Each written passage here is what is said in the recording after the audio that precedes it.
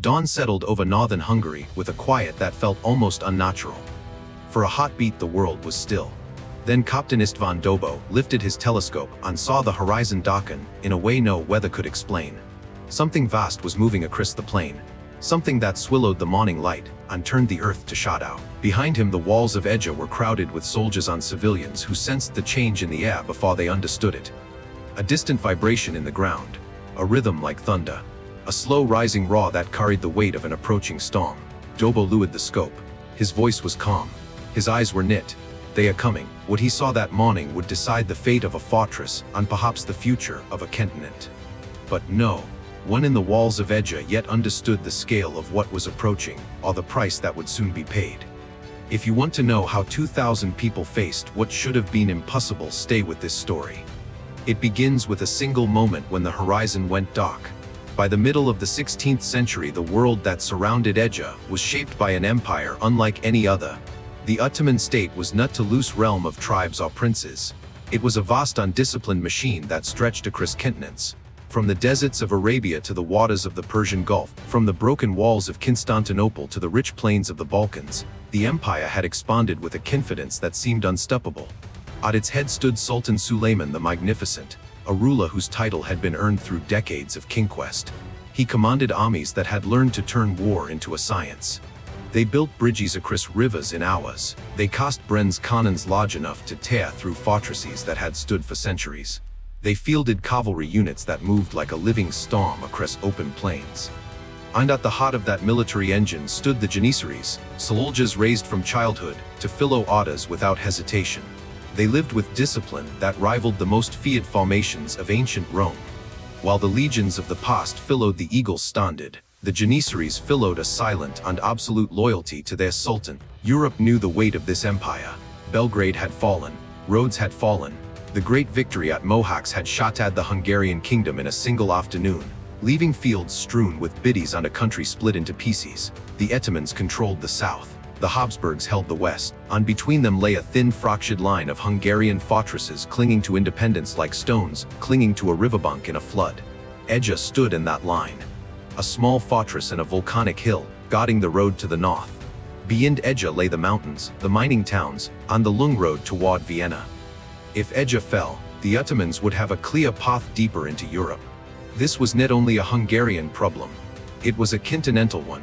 To Americans trying to understand the scale of this moment, it is useful to imagine a frontier fought during the early years of the American Revolution standing alone against the greatest army of its age. Or imagine a small band of Greek soldiers at Thermopylae staring down a Persian tide. That was the feeling across Europe in 1552. People watched the Ottoman frontier with the same anxiety that Americans once watched the Atlantic for the sails of European powers. When a fortress fell, whole regions shifted. When a garrison broke, thousands were enslaved. The stakes were not political theory or territory in a map. They were survival. Inside Eger, Captain Istvan Dobo understood this better than most. He had grown up along the frontier. He had seen villages burned, families dragged away, homes turned to ash. He knew that every fortress that surrendered made the next one weaker. Retreat long enough and eventually there is nowhere left to retreat to. For 3 years he had strengthened Eger's walls, repaired its old cannons, trained its garrison, and taught civilians how to carry supplies, how to put out fires, how to stay calm under bombardment. He expected the empire to come one day. He simply didn't know when. That day arrived in the 9th of September when the horizon darkened with an army large enough to swallow a kingdom. The Ottomans marched with 10,000 Janissaries, 15,000 cavalry, and an artillery force that had broken fortresses far stronger than Eger. They expected victory, they expected surrender. They expected the pattern of conquest to continue in an unbroken line. But what they found instead was a small community that had reached the edge of retreat and refused to take one step farther. In that refusal, the course of the coming battle was set. In the days before the first cannon fired, the atmosphere inside Eger shifted from anxious waiting to relentless preparation. Every corner of the fortress was alive with movement. Soldiers inspected their muskets on sharpened blades until sparks danced in the air. Civilians carried crates of water barrels on sacks of grain.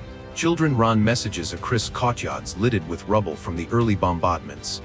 Captain Istvan Dobo walked the length of the walls each morning and evening, measuring the cracks forming in the stone, studying the movement of the Ottoman camp, and watching how his people handled the slow tightening pressure that comes before a storm becomes a battle. The defenders had few advantages. The cannons were old and many were cracked. The food would not last the winter. Most of the fighters were not soldiers by profession, but farmers, craftsmen, and refugees forced into a role they had never imagined. Yet as the days passed, something else emerged in Eger. A kind of unity that grows only when people accept they have new, when left to rely on but each other.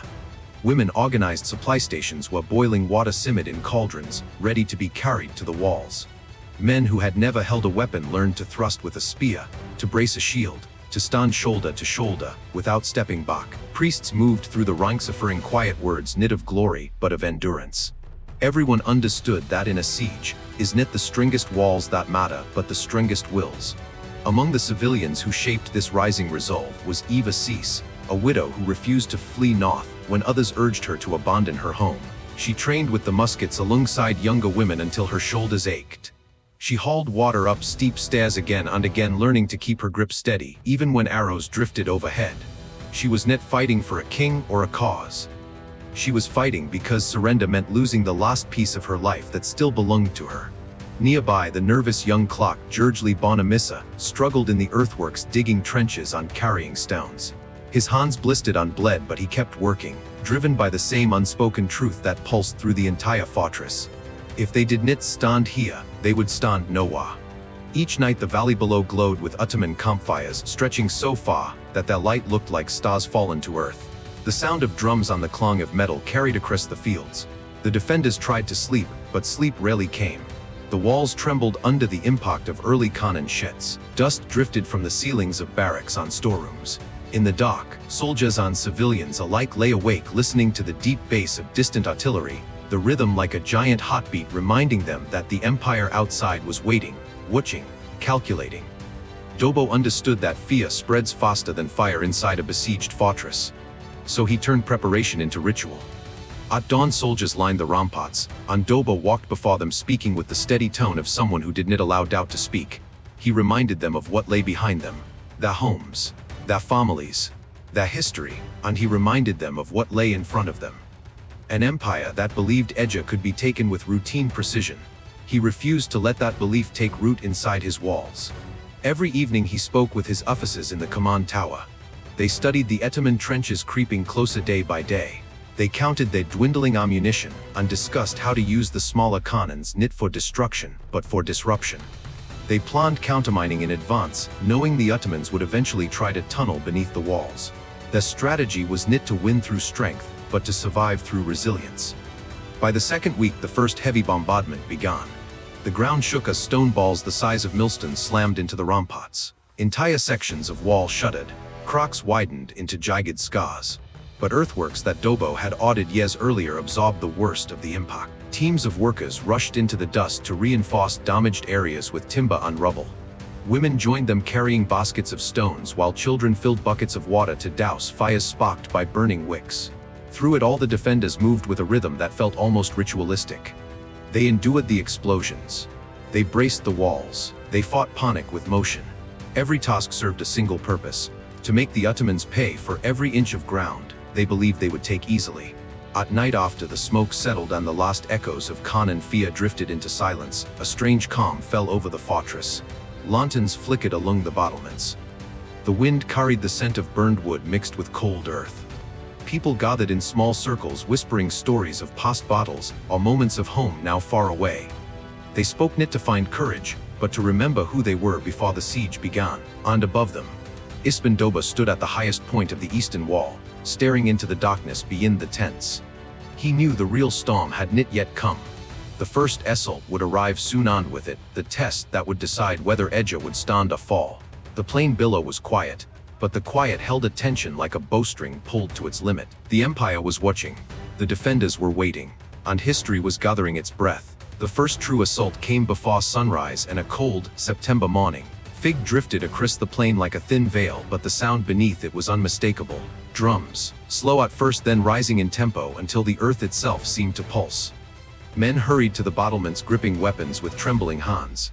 Women dragged cauldrons to the walls. Children ran supplies from tower to tower, while priests whispered quiet prayers that dissolved into the wind.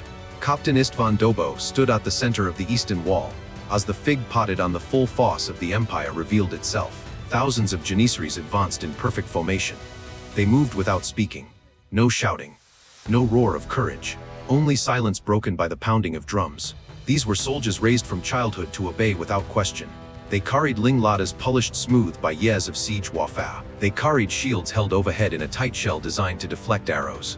Their discipline felt inhuman. Their approach felt inevitable. Dobo waited. Every Hungarian defender waited. The order was clear. No one fired until the enemy reached 50 yards. The distance closed with terrifying speed. Arrows began to hiss upward. Stones rattled against shields. The first ladders slammed against the wall. Then Dobo raised his arm on the fortress erupted. Cannons roared. Muskets cracked. Grape shit tore through the front ranks of the attackers, sending biddies spinning backward into the mud. Crossbow bolts thudded into shields and armor. Smoke wrapped around the battlements like a living thing. Still the Janissaries climbed. One reached the top only to be met by a spear thrust into his chest. Another swung a curved sword only to be necked backward by a shield ram. A ladder tipped and fell, carrying half a dozen soldiers with it. They screamed as they crashed into the wrecks below, but more men stepped over them and kept advancing. Women joined the defense without hesitation. Under Eva Cease's direction, they lifted cauldrons of boiling water and poured them down the ladders. The liquid hit armor and flesh with a shriek that rose above the noise of battle. Men dripped their weapons and clawed at their own faces. Some fell backward. Others tried to keep climbing only to collapse moments later. The women didn't pause. They hauled more water. They hauled oil. They hauled anything that could slow the relentless climb. One assault followed another. Each wave seemed heavier than the last. The air filled with smoke and dust. Stones split under impact. Arrows snapped underfoot. Men slipped and blood slicked across the battlements. Every defender fought at arm's length, swinging axes, pushing ladders, stabbing at hands that gripped the parapet. There was no space for fear. Only motion. Only survival. By mid-morning, the biddies of hundreds of Ottoman soldiers lay against the base of the wall. Some were still alive, groaning in pain. Others stared upward with empty eyes. The Janissaries finally withdrew in disciplined order, dragging their wounded behind them. The defenders sagged against the battlements, exhausted. But this was only the beginning. The next threat came from below. Ottoman engineers began to dig. Their miners worked beneath the earth-coving tunnels toward the foundations. The defenders placed bowls of water in the ground inside the fortress, watching for ripples that signaled enemy digging. When the ripples appeared, Dobo sent countermining teams to meet them underground. One team included the clock Georgely Bonamissa, whose sift hands had hardened through weeks of work. He crawled into a narrow tunnel barely wide enough for a man to move.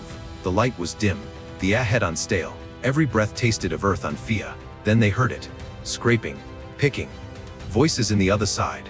The enemy was close. When the tunnels met, the fighting was immediate. No room to swing a sword. No room to flee. Men grappled by touch alone. Daggers flashed in the dark. Picks struck bone. Someone screamed. Someone choked. A lamp fell unshattered, plunging everything into darkness. Bonamissa felt hands in him.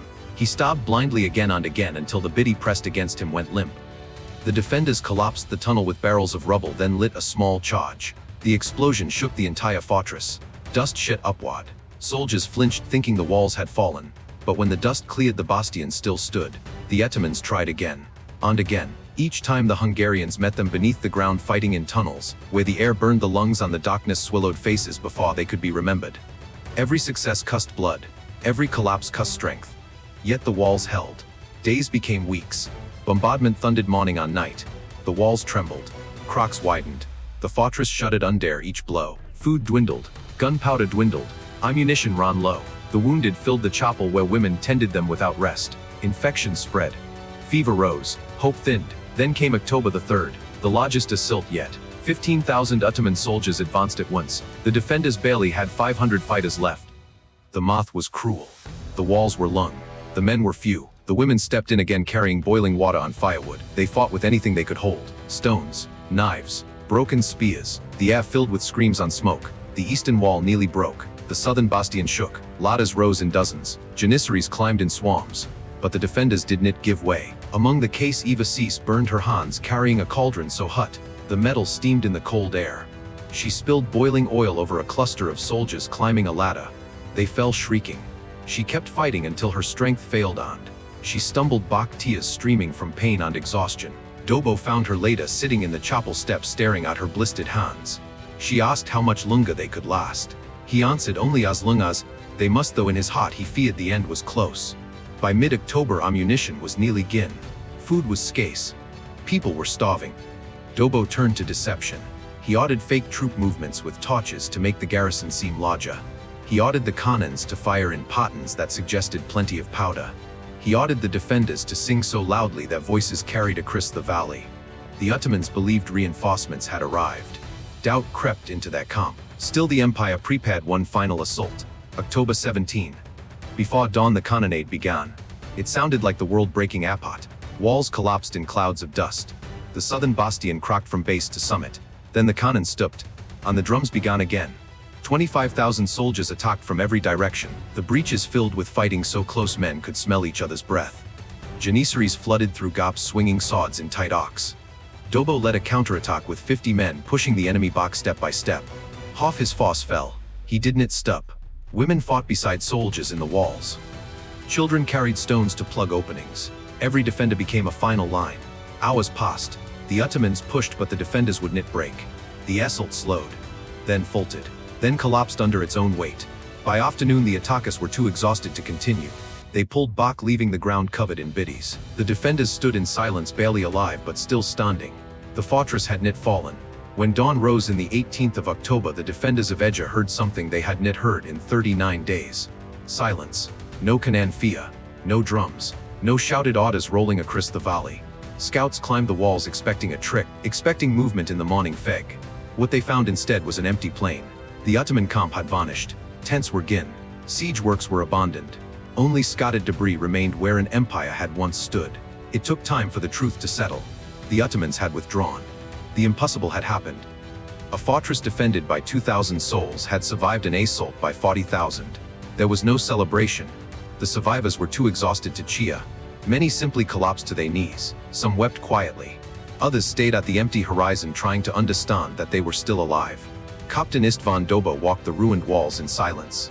Stones lay shattered. Buildings had burned. Courtyards were choked with rubble on with the biddies of friends he had commanded. Victory didn't feel like triumph. It felt like a heavy breath finally released. Yet as the hours passed, another feeling slowly rose through the grief. The realization that what they had done mattered far beyond the walls of Eger. Their resistance had halted the Ottoman advance into northern Hungary.